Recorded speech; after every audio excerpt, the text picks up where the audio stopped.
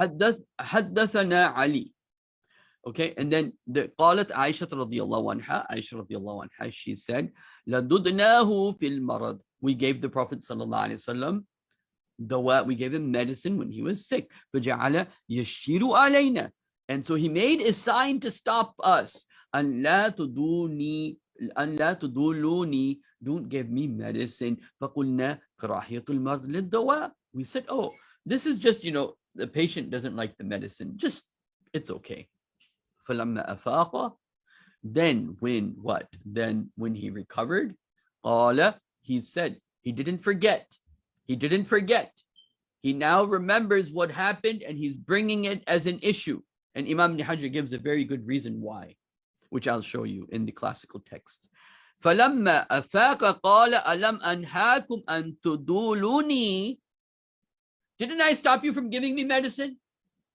قلنا كراهية المرض للدواء. Now, this was a medicine that was being put on the side of the Prophet ﷺ, his mouth, as Imam Ibn Hajar states, and it was a medicine from a different country. So they thought maybe, he doesn't like the medicine from that place, but they thought they were desperate to save the Prophet. So they said, we thought you just don't like the medicine, like people don't like medicine. فقال, so the Prophet said, لا يبقى أحد من بيت. There should be no one in this house, إلا ندud, except he should be forced to take the medicine. Not that the Prophet will do it, as Imam Ibn Hajar explains. I'll come to that.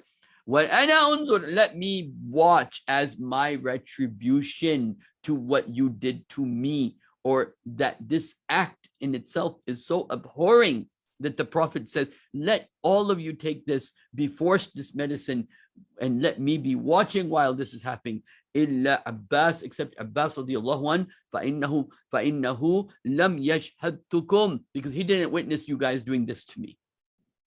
Okay, and so this is Aisha radiallahu anha narrating this in the most authentic hadith before the Prophet passes away, sallallahu alaihi wasallam. So now I want it to be clear, okay, that what do the ulama say? Okay, what do the ulama say when it comes to what? Hukam at-tadawi fi fiqh al-Islam. What is the hukam of taking medicine in the fiqh, in the Islamic law? I want you to understand this, because it's not just all about saving life, because there are things that are more important than saving lives, as you will see. Okay, the first, mu'aqif ula. Okay, so the first position is ibaha tadawi. It's permissible. You cannot force somebody to take medicine. There are times when the Prophet took medicine. There are other times when the Prophet didn't take medicine. There are times where the Prophet said, why did you give me the medicine? So موقف الأولى إباحة التداوي هذا رأي ذهب إلى جمهور الفقهاء. This is the opinion to which most of the fuqaha have gone to. And then he says that this ummah, okay, that this ummah has gone to the opinion that they can go to the doctors. Okay. Now, Imam Ibn Taymiyyah says, وَأَمَّا تَدَاوِي فَلَا يَجَبْ إِنْدَ الْأَكْثَرُ عُلَمَاء. The giving of the medicine, لَا يَجَبْ, it is not compulsory according to most of the fuqaha. This is of the classical scholars, not scholars today. No alim today will tell you, don't take the medicine, trust in Allah. No alim will tell you today that if medicine comes in the way between you and Allah and you're trusting in Allah, don't take the medicine. قال ابن تيمية وأما تداوي فلا يجب عند أكثر العلماء وتنازعوا أهل الفضل فلعلهم تركه على السبيل التوكل. And many of them, they say, you should even leave it out of trusting Allah subhanahu wa ta'ala. وقال ذهبي إجمعوا على جوازه. There is ijma upon its need, meaning the need for medicine. وذهب قوم أن تداوي أفضل للعموم. In general, it's better to take the medicine. Okay, because why? The Prophet said, tadawadu, give medicine. The Prophet said this. Okay, so it's allowed, but it should not be forced. Okay. And so this is what one opinion is. هذا مذهب الجمهور من علماء أئمة من فقهاء في إباحة الدواء واسترقاء وشرب الدواء. Okay, the jamhur, the majority of the ulama have said it's allowed, it's permissible, even though the Prophet said ashifa sunnah, even though the Prophet said give medicine, but they made it permissible. Why? Because it's an individual choice. In general, there are times the Prophet did it, the Prophet didn't do it, so on and so forth. وَجَاءَ فَتَاوَى هِنْدِيَّةً, and in Fatawa Hindiya it says, اشتغل بالدواء لا بأس. If you are busy with medicine, لا بأس, there's no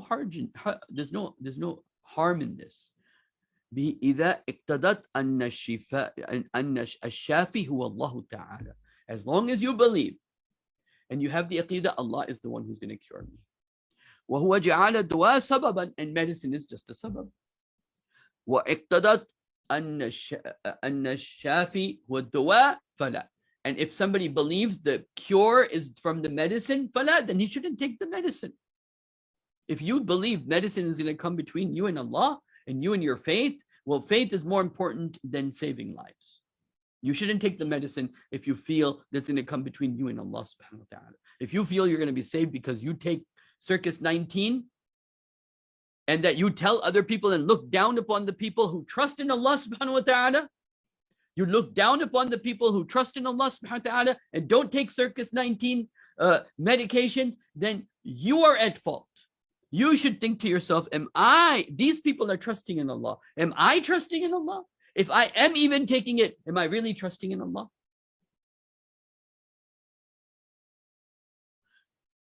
Imam Hajjab al-Makki, he said, وَخُذْ دَوَاء مُبَاهًا غَيْرُ الْمَحْذُورِ. You're allowed to take medicine. There's no harm in doing that. وَقَدْ احْتَجَمَتْ عَلَيْهِ الصَّلَاةُ وَالسَّلَامُ. The Prophet did hijama. وَشَاوَرَ الطُّبَّاء, and he took shura from the doctors. وَتَدَاوِي, and the Prophet took medication. And then there are groups of scholars who say, no, you have to take medicine. But what is their condition? ذهب إلى هذا القول جماعة من أصحاب الشافعي وبعض الحنابلة. Some of the people have the opinion you have to take the medicine amongst the people of Imam Shafi and Imam Ahmad bin Hanbal. لكن شرطه, but it has condition. أن يكون هذا الدواء نافعا. This medicine really has to be a benefit, has to be proven to be benefit. And the reason that Islam allows a person to choose their medicine, you can't just say that, you didn't have to wait for the Nuremberg laws after World War II to be told, oh, medicine shouldn't be forced upon people. That's the consciousness they had then. Now they're trying to force people back into medicine, right? So we've actually regressed consciously, and we've gone away from Islam consciously, even at the collective level, okay? So anyway,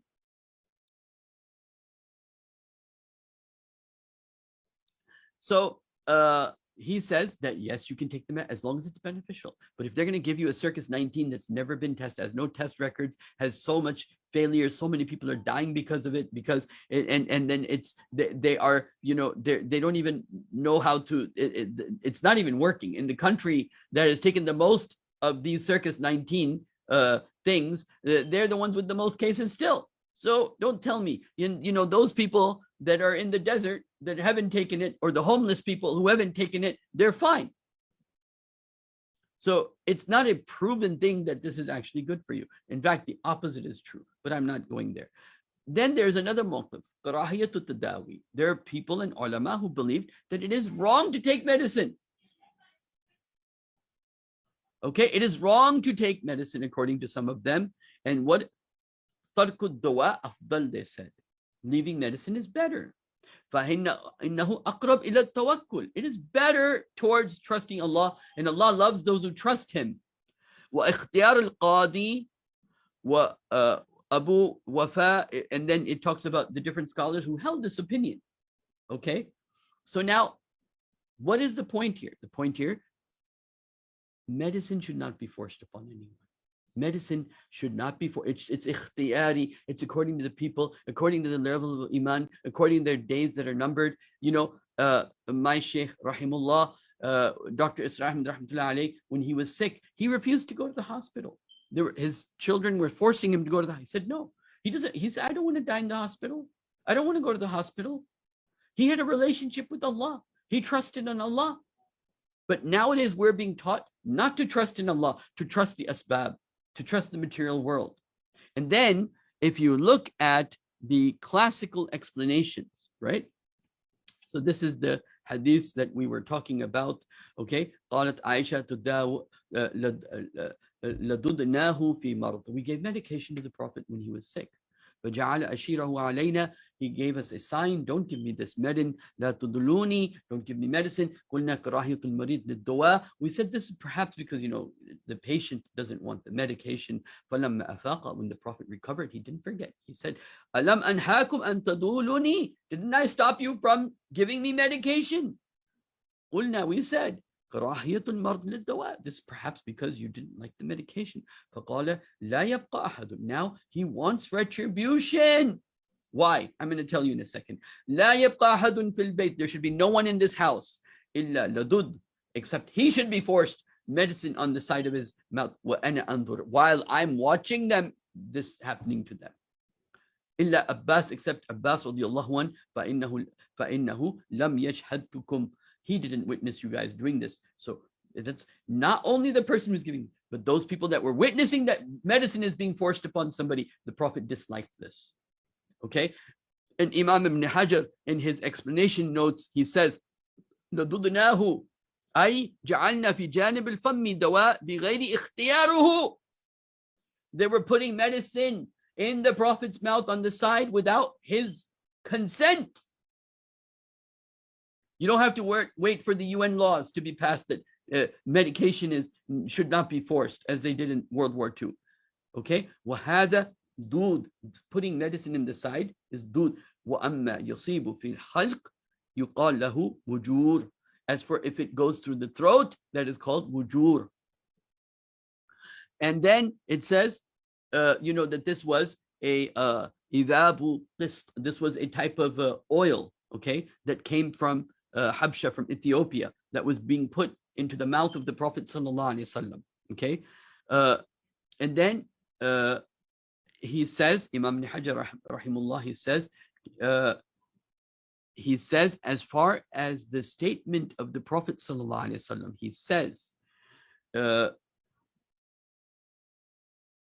says, فيه نظر أيضا لأن الذي وقع بمعارضة النهي.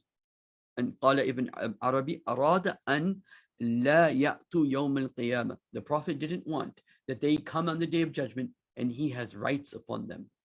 So the Prophet gave them aquba, he gave them punishment by saying harsh words upon them, so that they will not, because now the Prophet's passing away, he's even more worried about their Day of Judgment. So أراد أن لا يأتوا يوم القيامة عليه حقه فعاقبوه في خطبة العظيم.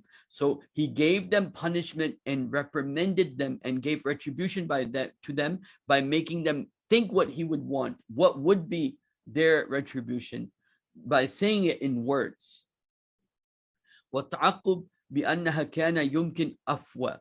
Because the Prophet wanted to forgive, but he also wanted to make it clear. Okay, so the Prophet wanted, لأنه كان لا ينتقم لنفسه. The Prophet will never take revenge for his own self. Okay, so أراد بذلك تأديبهم. The Prophet wanted to discipline them by saying this, sallallahu alaihi wasallam. These, you can say, heavy warning words the Prophet gave, sallallahu alaihi wasallam. So now, what is the point? The point is that no one should be forced medicine, and those people who take medicine should not look down upon those people who trust Allah and say, I'm not going to take the medicine. If you do that and you start doing that, then you have put yourself, number one, you're looking down upon a Muslim brother or sister, and number two, you put yourself in a very bad position, because maybe those people are better who trust Allah than you, who also may have trusted Allah, but you took medicine, which is also a sunnah, but they trusted Allah. So if you look down upon somebody who trusted Allah, that's not putting yourself in a good position, because we have to love those people who Allah loves, and Allah loves those who trust in Allah subhanahu wa ta'ala. Besides the fact that, of course, this whole Circus 19 issue is, just a big circus. even if it was as it is, as the narrative goes, as they're lying, okay, whatever it is, it is.